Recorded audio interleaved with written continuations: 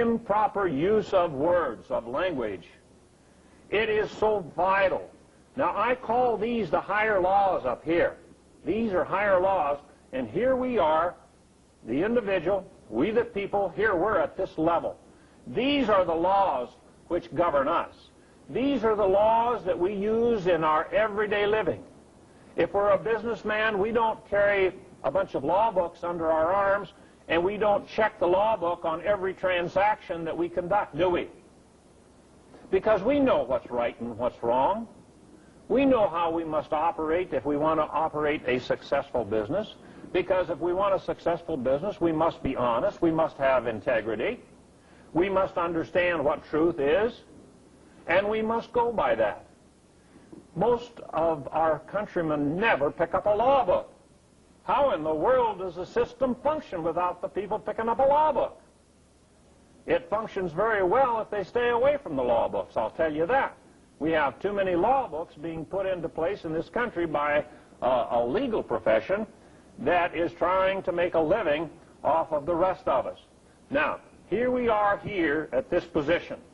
Now, we went to the polls on Election Day, and we cast our ballots, and of course we get to elect a president, we get to elect our House member, our senators, and of course the president, of course, appoints our federal judges. Now, I'm talking about the federal level. I'm not talking about county or state or city. I'm talking about the national government here and the way the system was designed to function. You will see that the Constitution is here. The Constitution is the creator of this down here, this government. We the people are the creators of the Constitution. The Constitution is the creator of the legislative branch of government.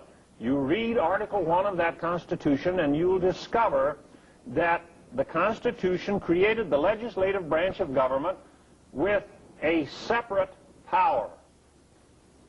These people were given the power to create legislation. A separate power. You go to Article 2 of the Constitution, and you have the executive branch of government that was created by the law that you find in Article 2. And they were given a separate power, which was to administrate. They weren't given any power to legislate. These people had the exclusive power to legislate. Over here, the judicial branch of government, Article 3 of the Constitution is the law that was written, designed to create the judicial branch of government. And so, these three branches of government, each one of them was given a separate power. They were to be a check one against the other. In the government school, they taught us that we don't have anything to worry about with government because the executive branch of government was to be a check against the legislative and the judicial branch of government. The legislative branch was to be a check against the executive and against the judiciary. And the judicial branch of government was to be a check against the legislative and executive branch. And they said those checks will work and we don't have anything to worry about. We have a lot to worry about today, don't we? We have a lot to worry about because we trusted government. We trusted our tax-consuming public servants with the power to tax us without our consent.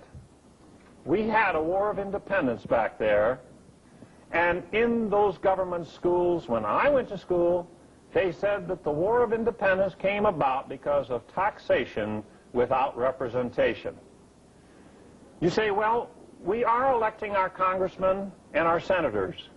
But I say, yes, we elect them, but then they violate their campaign promises. What we have back in the Congress in Washington, D.C. and in the White House are a bunch of vote thieves. Because if you have a candidate that promises to balance the budget, if you have candidates that promise less taxes, if you have candidates that promise more efficient, less corruption, and all of that, and if you vote for them, and they go back to Washington, D.C., and you end up with larger deficits, if you end up with more corruption, if you end up with higher taxes, your vote was stolen on election day. Now, it doesn't stop there. You see, we have those politicians, those political appointees in the Justice Department, U.S. attorneys and such. We have them stealing your vote. They steal your vote on the grand jury because they don't tell you what your powers are. They don't tell you that this is your number 2 vote in our system. They don't tell you that you can investigate the crimes committed by IRS agents.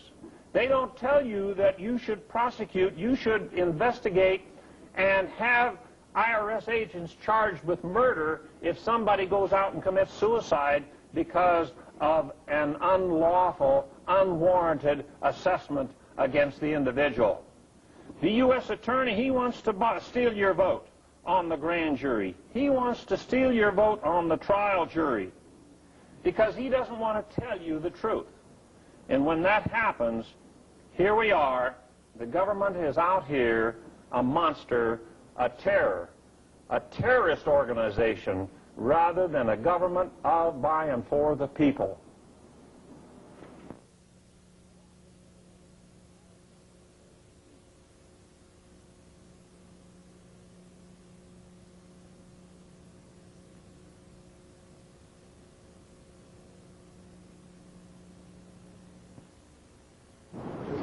As I said earlier, a lot of Americans are coming to the point where they have suffered enough. The Declaration of Independence, I like to repeat that phrase. All experience hath shown that mankind are more disposed to suffer while evils are sufferable. We have been suffering in this country because we have been depending upon the checks and balances to be performed down here between the executive, legislative, and judicial branches of government. We were trusting those people to be checks, one against the other. And, of course, it has failed. Our trust has been betrayed. Our faith in government has been really tested. And at this point in time, our government is running on empty in its credibility tank. There's no credibility left in the government. They have lied to us, they have stolen from us, they have violated us in all kinds of ways, they've done all kinds of mischief, and so the government has no credibility left, and the people out here are struggling, trying to understand what they can do to change the system. And of course, sad to say, most Americans are out here saying, well, where can we find a presidential candidate that we can elect to the presidency and that candidate will straighten out the mess? Well, I have news for you.